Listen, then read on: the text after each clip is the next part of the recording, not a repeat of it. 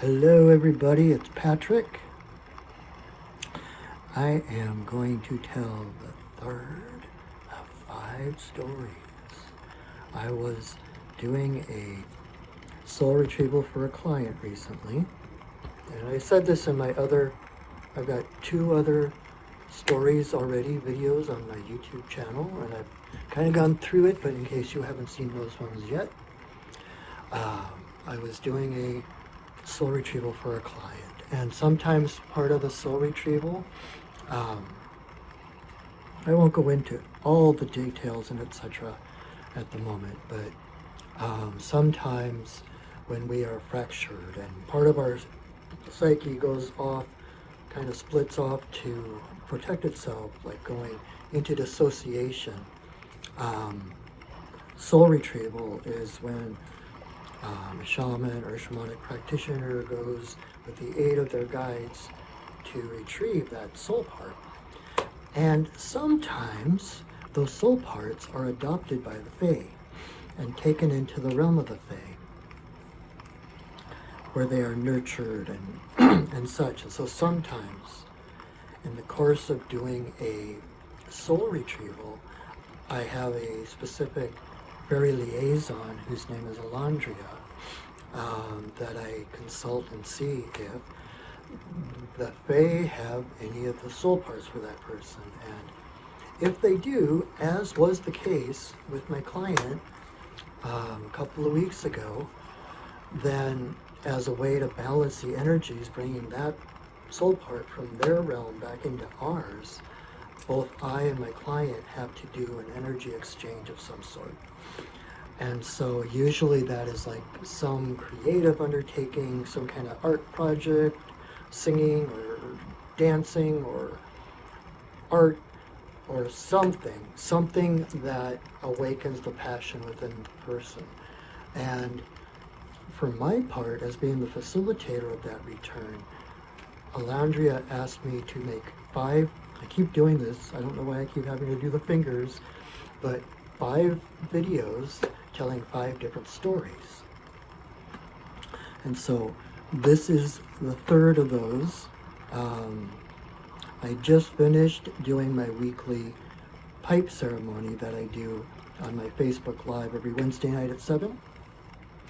If you're interested in joining me for that, I'm still at my office, and I figured I had the lights out for the sacred pipe ceremony, and I thought I've got the sound of the campfire in the background, so it was kind of like dark and kind of lit with like fire, like we're around the campfire telling stories. And so this story is one that I wrote, and I've actually got it on my blog on my laptop in front of me so that I can read it, because I don't know that I would know it by heart.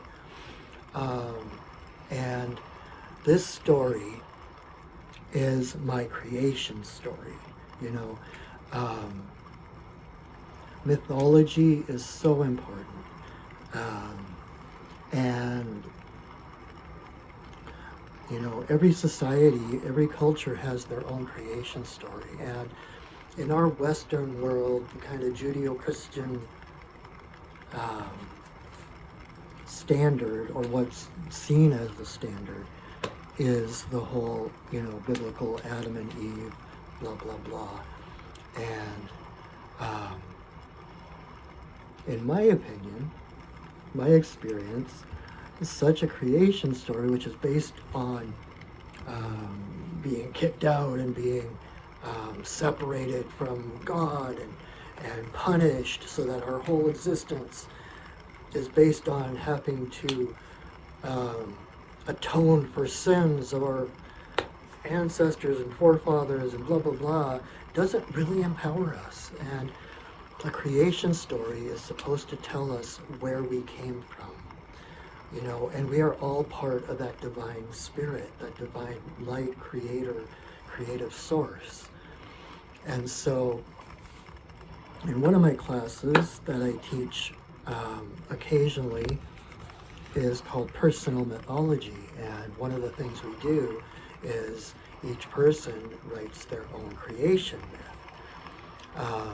And what the purpose of that is to connect rather than separate us from Creator. It kind of tells who our Creator was, how they created the universe, and how we came from that. And so it's about connection rather than separation. It's about where we came from, the source of our being, and who we are as a result of that. And so this is my personal creation story that I wrote. Again, I've got it on my laptop right in front of me so I can read it. And here we go. So, first is Swan Mother. She before all else. You wouldn't have known that was who she was, though, for she appeared as but a ball of pure white light. She was alone, but not lonely, for she was complete in herself. So complete was she that a feeling began to make itself known to her from deep inside. A tingling, bubbling feeling, a feeling of love. Now, Swan Mother knows love. One complete in herself knows all about love, because it is love that makes one complete. A deep abiding love that is the touchstone and ground of all being. Swan Mother is love. But this love was different. This love was growing and expanding in such a way that Swan Mother knew it could not be contained. If she did nothing, she would burst. So in her wisdom, Swan Mother gathered her wings about her like a great downy cloak, and in one swift and graceful movement, spread her vast wings as far as they would reach. In so doing, in this unimaginable expanse, from wingtip to wingtip, Swan Mother had created space. As her wings unfolded, so too unfurled her long, curved neck. And in a great expression of release, she sang out a song of joy. Now this tingling, bubbling, effervescent feeling of love growing from within her had somewhere to go, and go it did. From her snowy throat, amidst the notes of her beautiful song, sprang a serpent of flame, which curled and twisted and danced through the newborn space, rolling and stretching in its newfound freedom. And as the serpent danced, his fiery form coalesced into a stallion, Fire Horse.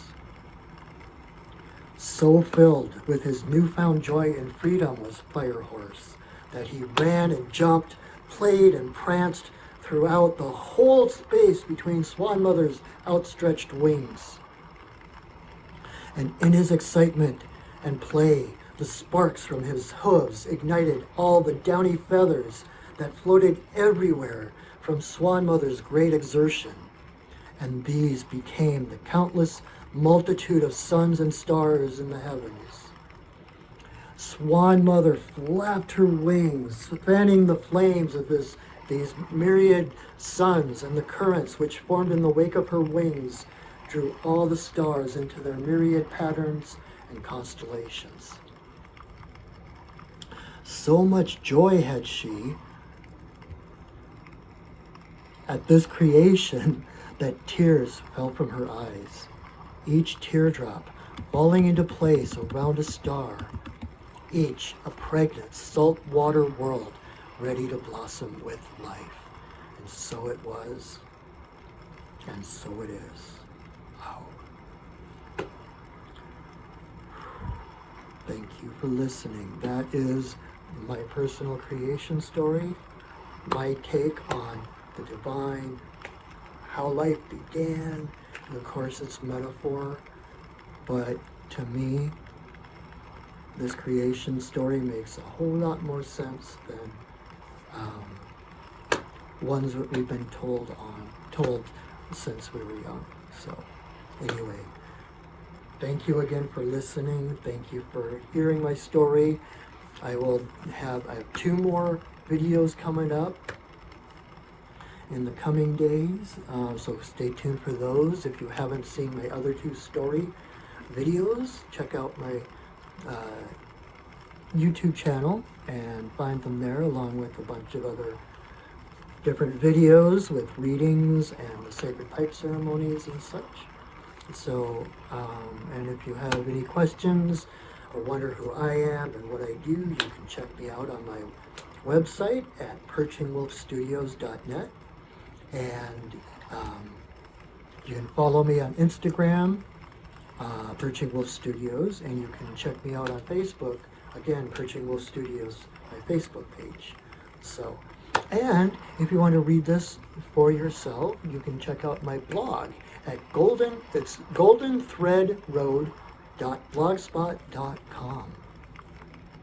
I haven't been writing as much as I wanted to recently, but I am recommitting myself to share my path, and so I am going to begin doing more blogging, actually consciously setting aside time to write and share my path, my stories, my journey, and all of that. So come along with me, and thank you for listening. Thank you for joining me, and I hope you have a lovely, lovely evening or day or whatever it is. All right? So go shining. Thank you, and bye-bye.